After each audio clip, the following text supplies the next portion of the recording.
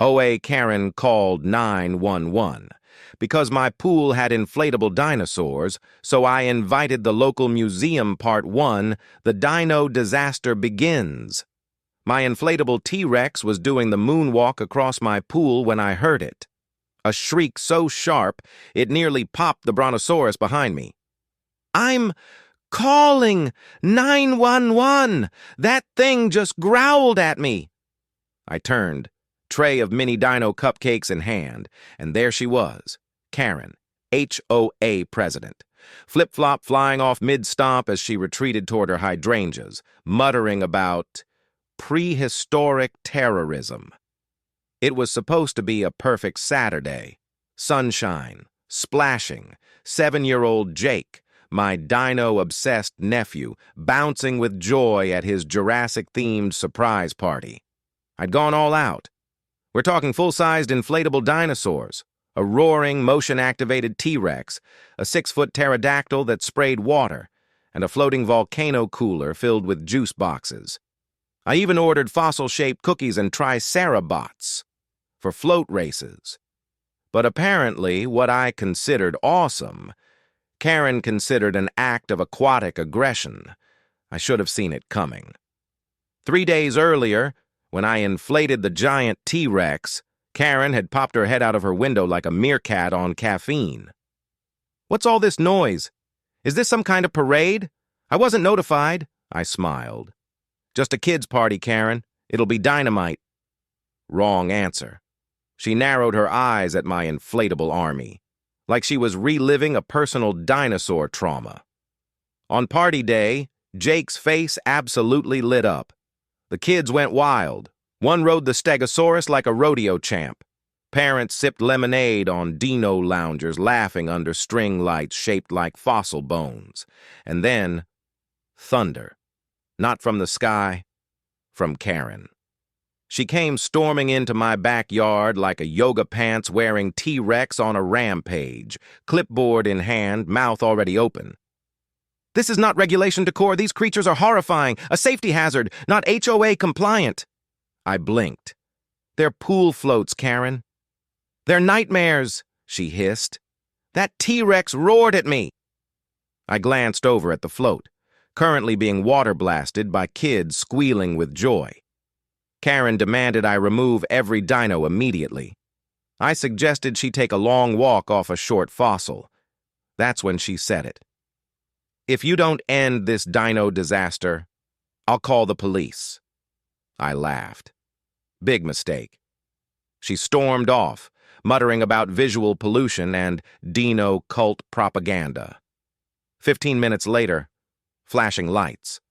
A police SUV rolled up as the Jurassic Park theme echoed from my Bluetooth speaker. Karen stood dramatically at her fence line, jabbing her finger at my pool. "That's the one! The T-Rex! It threatened me!" The officer stepped out, looked around, and blinked. "Sir, we got a call about, dinosaurs?" I nodded. "Yup. Jurassic Pool. Welcome." He smirked, walked over to the T-Rex, tapped the sensor. The T-Rex roared. The officer laughed. "Mind if I take a photo?" Karen looked like she might combust. The officer fist-bumped Jake, waved goodbye, and Karen just stood there, frozen. She hissed, "This isn't over," and slinked away like a villain denied her monologue. But oh, if only it had ended there. Because Karen, she was just getting started. Part 2. The Jurassic League Strikes Back. Karen didn't back off, and oh no, she came back with clipboards, bylaws, and a personal vendetta against anything remotely prehistoric. The next morning, I found a fresh envelope taped to my mailbox, the kind with that official HOA seal she probably printed herself. Inside, a list of infractions so ridiculous I laughed out loud. Aesthetic chaos, unregulated prehistoric gatherings, and my personal favorite, inflatable wildlife harassment. I nearly spit out my coffee. She gave me 24 hours to remove all dino-related decor or face legal escalation. The letter even referenced a completely made-up clause titled, prehistoric thematic disturbance.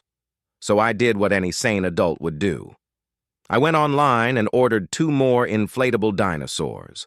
One was a 12-foot stegosaurus with a water cannon tail. The other, a motion-sensing T-Rex that roared whenever someone walked past the fence. They arrived the next day. By noon, my pool had become a full-blown Jurassic dreamland. Kids screamed with joy.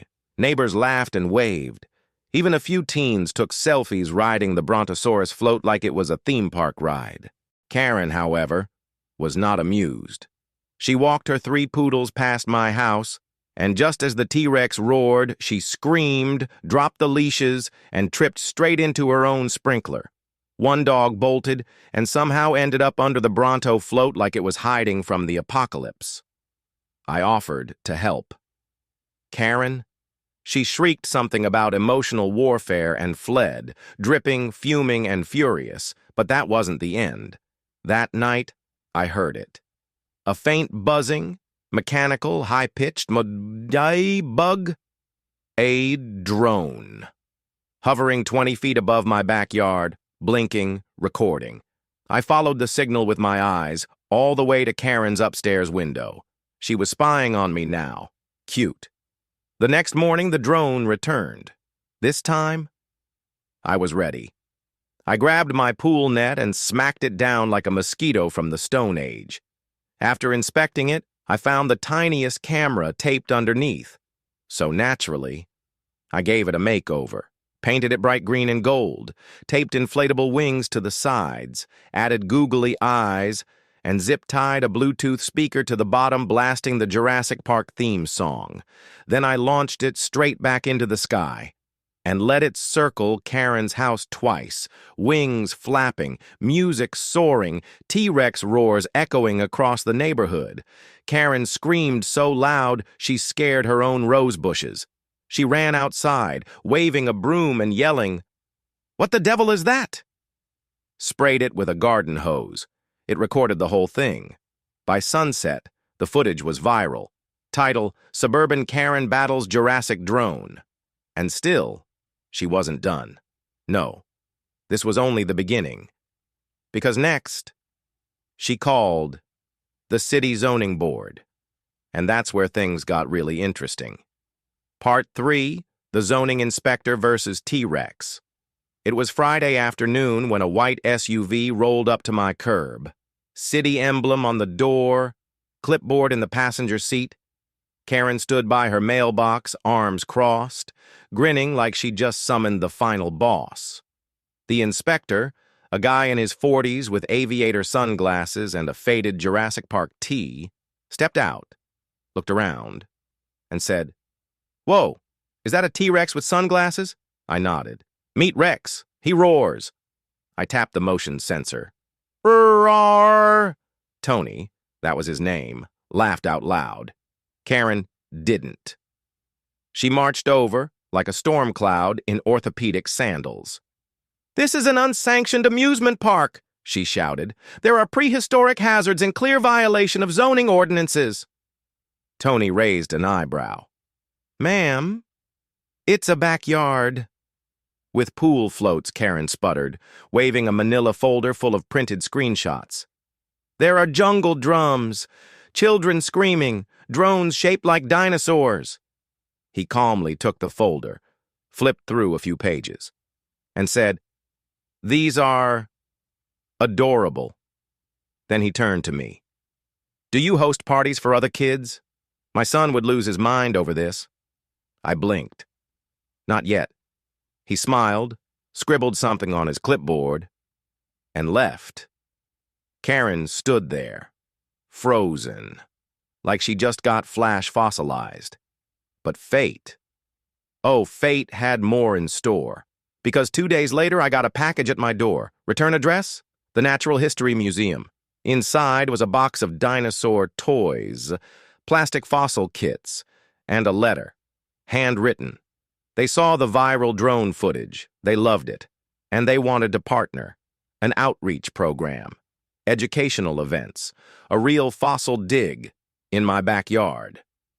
I reread the letter 3 times before it sank in. Karen had tried to get my pool shut down and accidentally turned it into a museum-backed science center. I told the neighbors. They went wild. Parents volunteered. Kids begged to help. Someone offered to bring fossil-shaped cookies. Another offered to DJ with jungle sounds. We planned the first official Jurassic Learning Pool Day. Scavenger hunts, mini lectures, floaty trivia. Even T-Rex got a new pair of sunglasses. Karen? She tore down 3 flyers in 20 minutes. One neighbor caught her in the act, snapped a picture, and taped it to her garage with the caption, "Warning, this exhibit bites." Karen was unraveling, and the real event hadn't even begun yet, but it was coming. And this time, it wasn't just my floaties on the line, it was science, the kids, and the soul of the whole neighborhood. Part 4. Jurassic Day and Karen's Meltdown. The morning of Jurassic Learning Pool Day arrived like a blockbuster premiere. Sunlight spilled over my backyard. Tiki torches lit the walkway, and that giant inflatable arch. It read, "Welcome to the Learningosaurus." Dana and her team from the museum showed up early. Matching shirts, crates of fossil kits. One guy even wore a stegosaurus tail. The pool looked magical. Floating dino signs bobbed next to beach balls. We had glow-in-the-dark fossil stickers lining the fence, and a scavenger hunt list with clues like, "Find the Parasaurolophus float wearing shades." By 10 a.m., the first wave of families arrived. Kids squealed with excitement. One girl wore a full-body Triceratops costume and shouted, "This is better than Disney!" Even the parents looked amazed. And then, right on cue, Karen appeared. She stood on the sidewalk, arms folded, wearing what I can only describe as a knockoff paleontology vest, with a whistle around her neck, but instead of joining, she set up a folding table just outside my fence. On it, a bullhorn, a stack of flyers, and a handmade sign that screamed, "Deflate the chaos, restore the quiet." Then she hit the bullhorn. "This is not education, this is a safety threat." The kids turned. One little boy pointed and whispered, "Is that the boss-level dinosaur?" Karen continued, "The neighborhood is under attack. By noise, by nonsense, by inflatable reptiles." Someone handed her a banana, told her she needed potassium. She threw it in the bushes. But the moment that broke her, it wasn't the floats. It wasn't the fossil trivia. It wasn't even the inflatable pterodactyl dunking kids into the water. It was her nephew, the same one from the first party. He ran up to her wearing a dino hoodie and holding a plush stegosaurus. "Aunt Karen, I found a fossil. Look." He was beaming, proud, completely unaware that she was on the verge of a full Karen eruption. Karen froze. One eye twitched, the bullhorn slid from her hand, and for a moment, just a moment, I thought she was going to melt, like a fossil in a microwave. Click, a camera flash.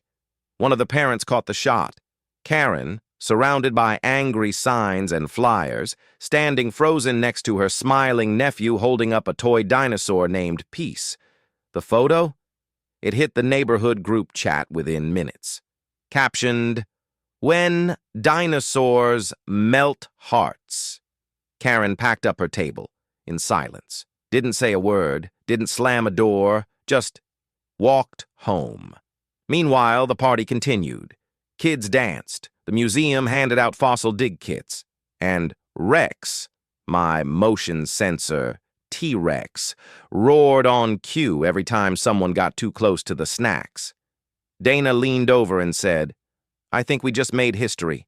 I sipped my lemonade, looked at the crowd, and smiled. Because today, Karen didn't just lose a battle, she lost her audience. Part 5. The fossil fades. But not without one last roar. I thought that was the end. Karen humiliated in front of her nephew. The HOA turned against her. And the museum now planning monthly events with my backyard as their flagship site. But you know Karen. She doesn't go extinct quietly. It started subtly.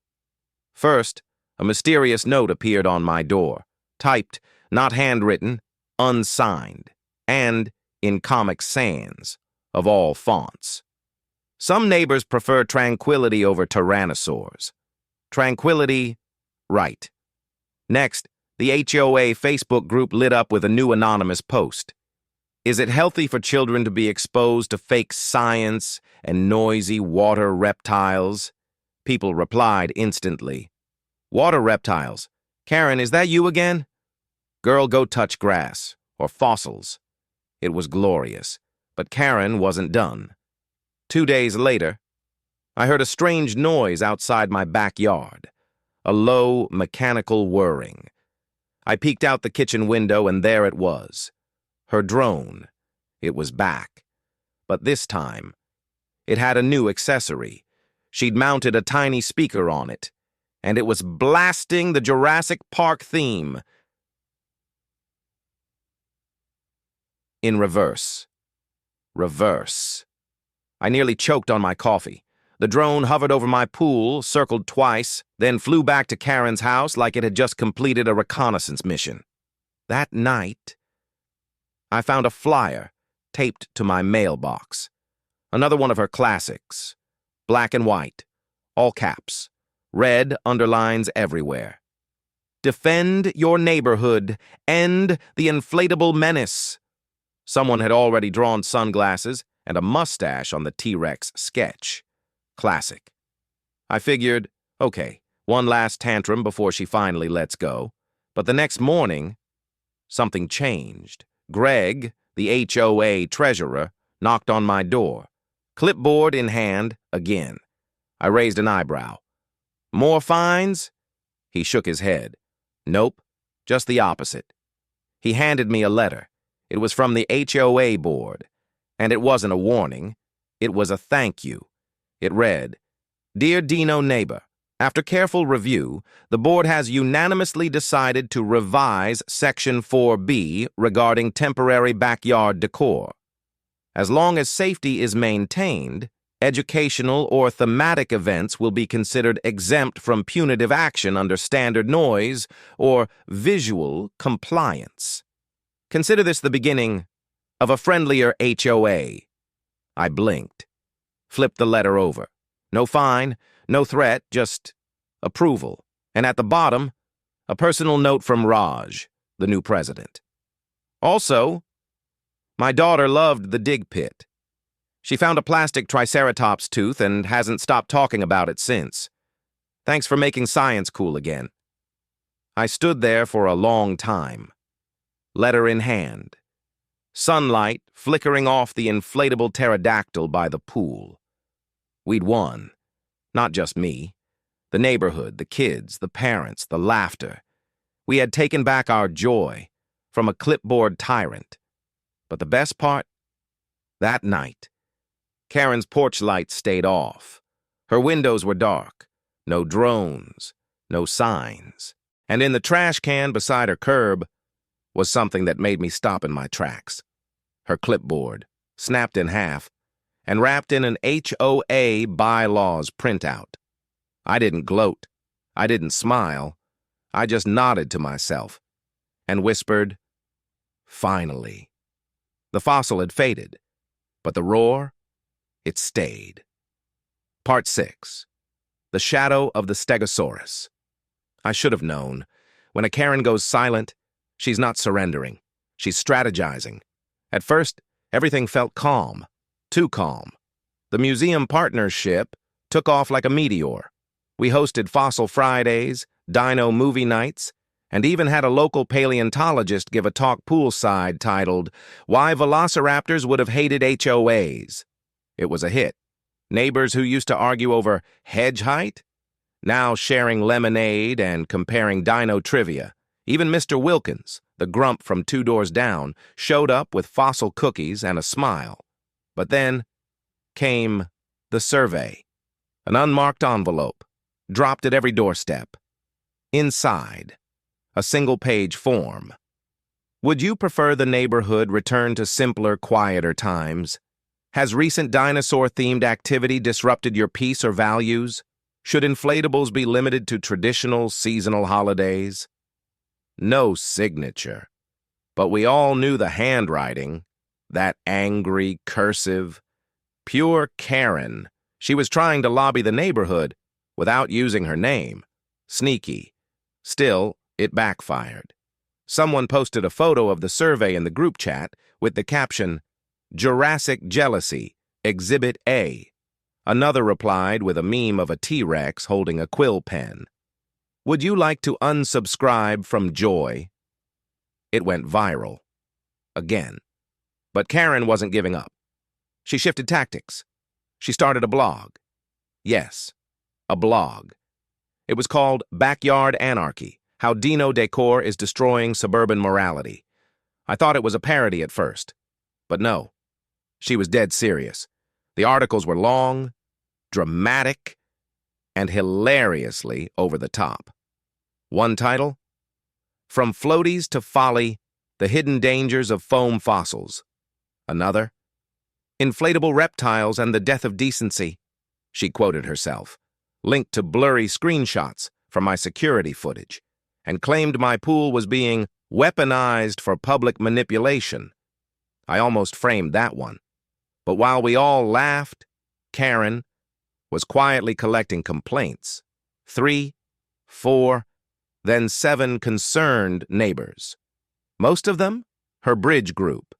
She rallied just enough to call for a special HOA review, not to ban the dinos, but to establish new decorative guidelines, ones that would preserve the aesthetic integrity of the community. Translation?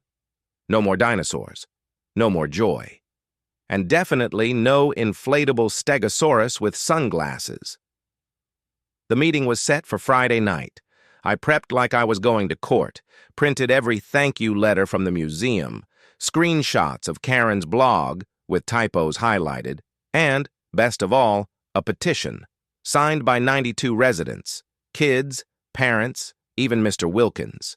He added, "This is the most fun this neighborhood's had since '92. Leave the dinosaurs alone." By the time the meeting started, the clubhouse was packed, standing room only. Karen stood near the podium, arms crossed, clipboard replaced with a tablet, modernized but still menacing. She cleared her throat, began with a speech, cold, robotic, almost rehearsed.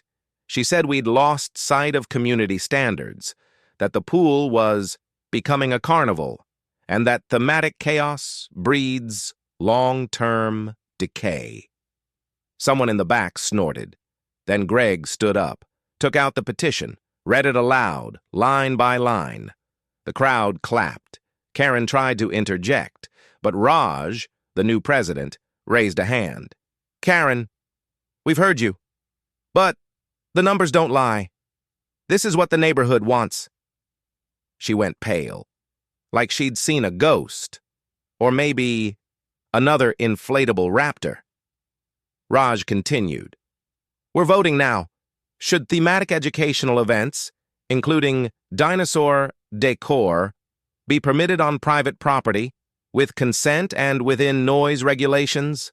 Hands shot up. Yes, yes, yes. Even her bridge partner raised a hand. Karen gasped. "You too, Beverly?" Beverly shrugged. "My grandkids love it, Lydia. Let it go." And just like that, the motion passed. Unanimous. Karen didn't storm out this time. She just sat down slowly, folded her hands in her lap, and blinked. I almost felt bad for her. Almost. Part 7. When the news van met the T-Rex, I thought things had peaked. The police visit, the HOA meltdown, the museum partnership. But apparently, the universe had other ideas. Because one morning, just as I was sipping coffee beside Rex the inflatable T-Rex, a white van pulled up across the street. No markings, no clipboards, just a camera crew, and a woman in heels, holding a microphone. She walked right up to my fence, smiled, and said, Hi, we're with Channel 8 News. We heard about your dinosaurs. I blinked. You mean the ones that terrorized the HOA president? She laughed. That's the one. Turns out, someone had sent in the viral drone footage. And the clip of Karen shrieking, "This is not a zoo," right before slipping on her own sprinkler. Apparently, it resonated. They wanted to do a feature segment. Interview me, tour the pool, meet the neighborhood dinosaurs. And the kicker? They wanted Karen's perspective, too. I nearly dropped my mug. Karen? On camera? This was either going to be her redemption arc or a flaming meteor crash in real time. Either way, I wasn't about to stop it. We set a date. Saturday morning.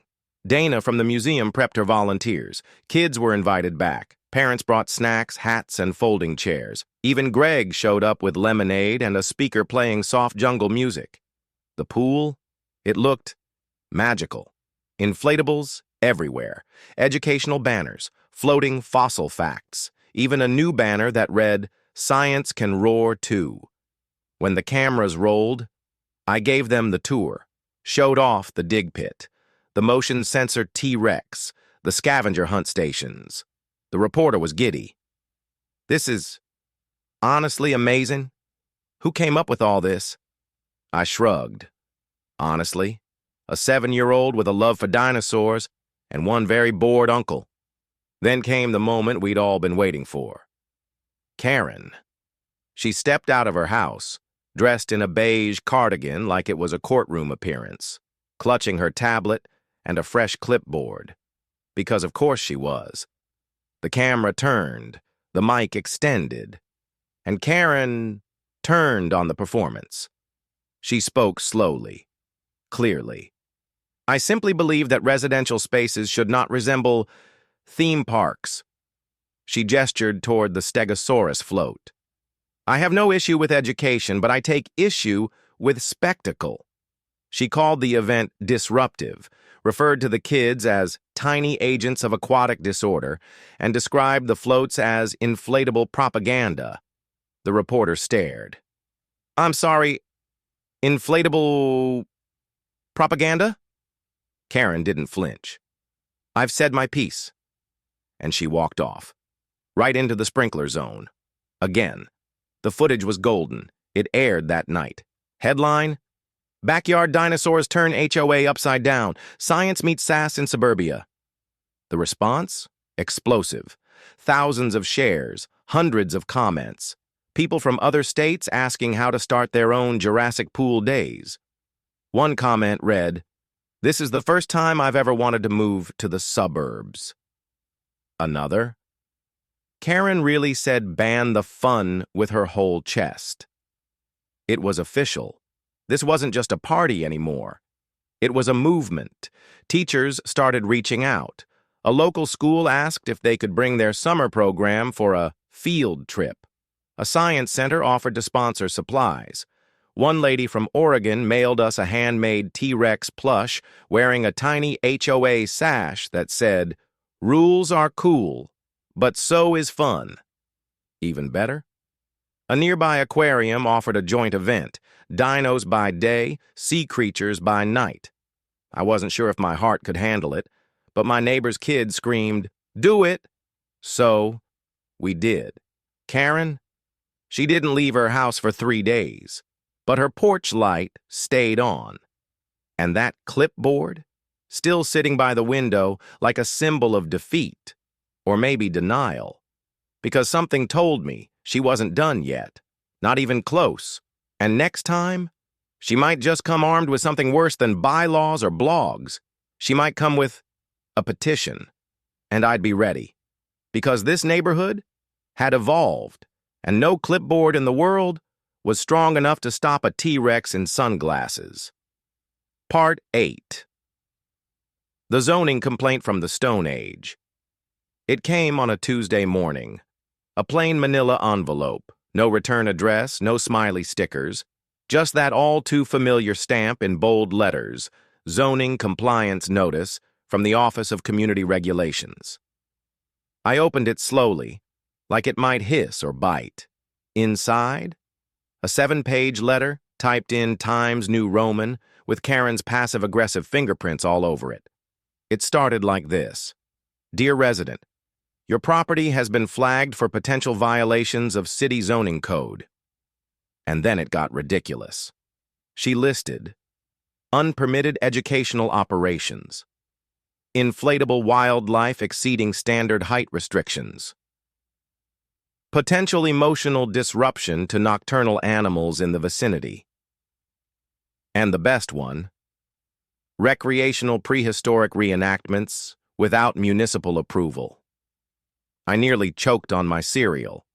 She didn't just file a complaint, she wrote a novel, complete with drone photos, hand-drawn maps, and a pie chart labeled Dino Presence per Hour. There was even a section called Projected Chaos Trajectory. I had to sit down. Karen was trying to classify my pool, as a public attraction, one that violated zoning codes, neighborhood tranquility, and, apparently, the emotional stability of local wildlife. She even claimed my T-Rex float had psychologically impacted her chihuahuas. I couldn't make this up if I tried. But here's the kicker. The city took it seriously. They had to. By law, any complaint, no matter how prehistoric, had to be reviewed. So 2 days later, a city inspector named Todd showed up. Khakis, clipboard, and aviator sunglasses that screamed, "I don't get paid enough for this?" He walked into my backyard, paused, and slowly removed his sunglasses. Before him, Rex the T-Rex in full inflatable glory, sunglasses gleaming, waving slightly in the wind, like he was saying, "Sup." Todd stared, then turned to me and said, deadpan, "I'm supposed to determine if this dinosaur is a zoning threat." I nodded solemnly. He roars, "Be careful." Todd cracked a smile. Then he tapped the motion sensor. Roar! The T-Rex came to life, complete with jungle drums. Todd laughed so hard he dropped his clipboard. 20 minutes later, he'd walked the entire property, checked noise levels, measured float heights, and even posed for a selfie with the Stegosaurus float. His verdict? No violations found. Everything's inflatable, temporary, and awesome. He handed me a carbon copy of his report with a post-it that said, "You're good, but maybe tell the dino to tone it down after 10 p.m. I grinned. Karen was not amused. She stood across the street, arms crossed, mouth clenched like she'd bitten a lemon. The moment Todd left, she stormed over. "You bribed him, didn't you?" I blinked. "With what? Dino gummies?" She scowled. "You've turned this neighborhood into Jurassic Park." I smiled wider. "And yet, no one's gotten eaten." She threw up her hands and muttered something about filing a new appeal. This time, to district level. Sure, Karen. District level. Maybe next you'll call the Smithsonian. I thought that would be the end of it. But of course, this was Karen. And her next move? Oh, it wasn't just petty. It was prehistorically petty. Part 9. The Protest of the Paleolithic Princess. The big day had arrived. Jurassic Twilight, the museum's first official night event. Glow-in-the-dark fossil markers sparkled in the grass. Kids danced with glowing dino eggs. Soft jungle sounds floated from the speakers, and the inflatable volcano pulsed with flickering red lights. It was magical. Families showed up with picnic blankets. Some parents wore matching Team T-Rex shirts. Dana, the museum rep, was giving a talk on ancient marine reptiles, using a megaphone shaped like a triceratops horn. And just outside my fence stood Karen, in full protest mode. She'd set up a folding table, a battery-powered speaker, and a giant sign that screamed, "Defend our peace, deflate the chaos." But that wasn't the best part. Karen was wearing a dinosaur costume. Not a cute one. Not even an ironic one. It was a saggy green thing that looked like a rejected mascot from a prehistoric car wash. She yelled into the megaphone, "You are poisoning our community with inflatable reptiles." No one reacted. In fact, a few kids wandered over and asked if she was part of the show.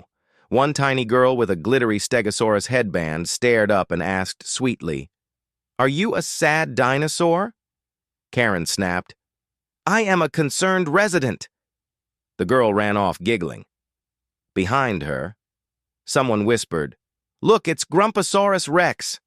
Laughter spread like wildfire. Karen's ranting grew louder. "This isn't science. It's spectacle. You've turned our peaceful neighborhood into a theme park."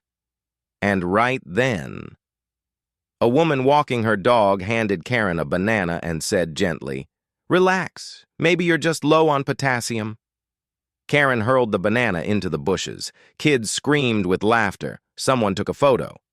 Another slapped a sticker on Karen's back that read, "Fossil exhibit. Do not touch." The moment went viral within hours. But the real knockout came from her own family. Halfway through the event, her nephew, the same kid from the first party, came running down the sidewalk, wearing a dino hoodie, glowing bracelet, and holding a shovel from the dig site.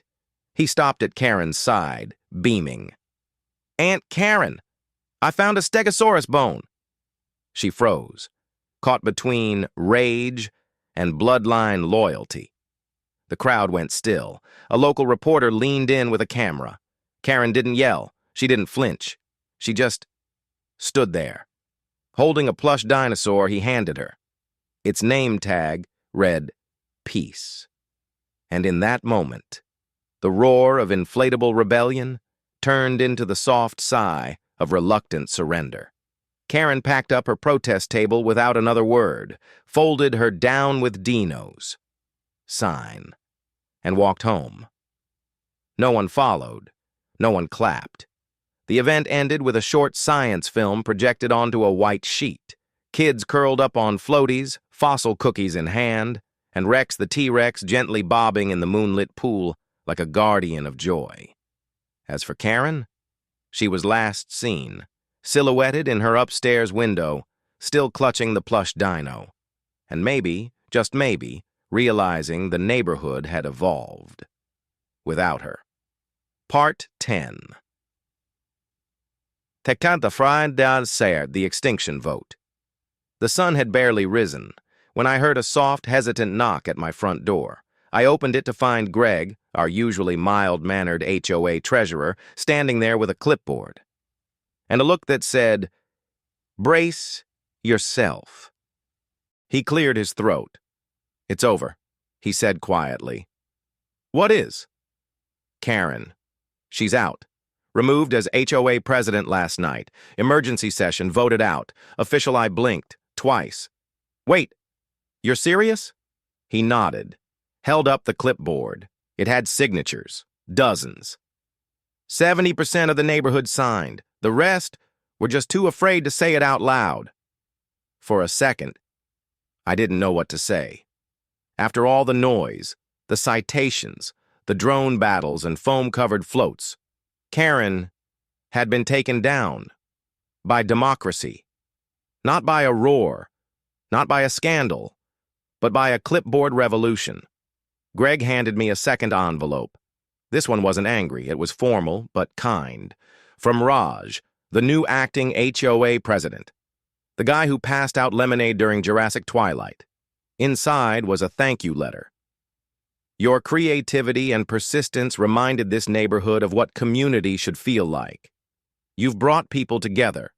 In a way we haven't seen in years." They even offered official HOA support for future events, volunteers, funding, even promotion. I was floored. No more fines, no more passive-aggressive letters, no more Karen with her clipboard of doom, just support. But the biggest shock? A few days later, I found a box on my porch. No postage, no return name, just a note inside. For the museum.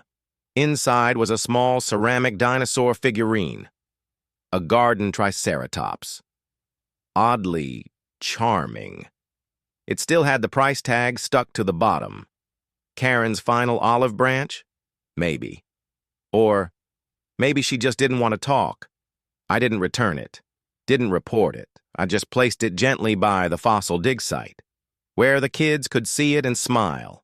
Weeks passed. The pool stayed open. The dinosaurs stayed inflated. Kids kept coming. Neighbors kept laughing. We even planned a holiday version, Cretaceous Christmas, complete with fossil sleighs and dino reindeer. And Karen? Well, she was still in the neighborhood, still peeking from behind her curtains, but a little quieter now. Maybe even curious. One evening, as the sun set behind the floating volcano and Rex bobbed peacefully in the water, I spotted her silhouette in the window. No clipboard, no yelling, just watching. And you know what? I let her be.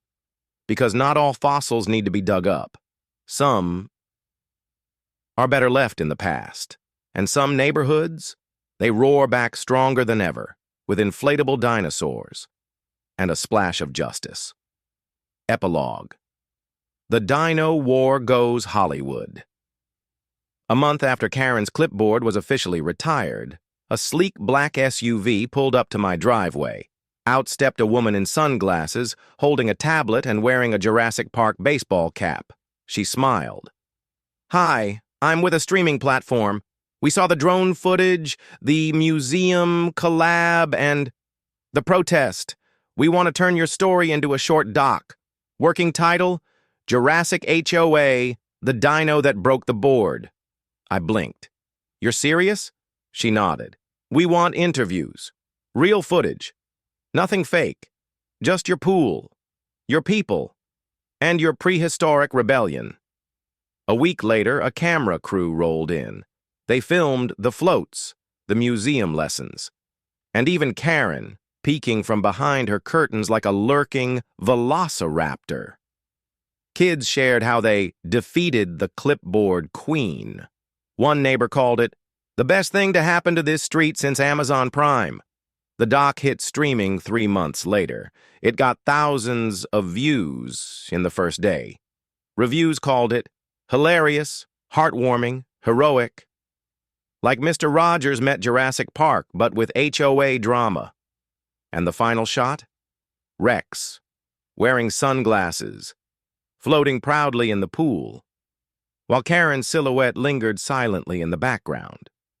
Even fossils, it turns out, can be part of a good story.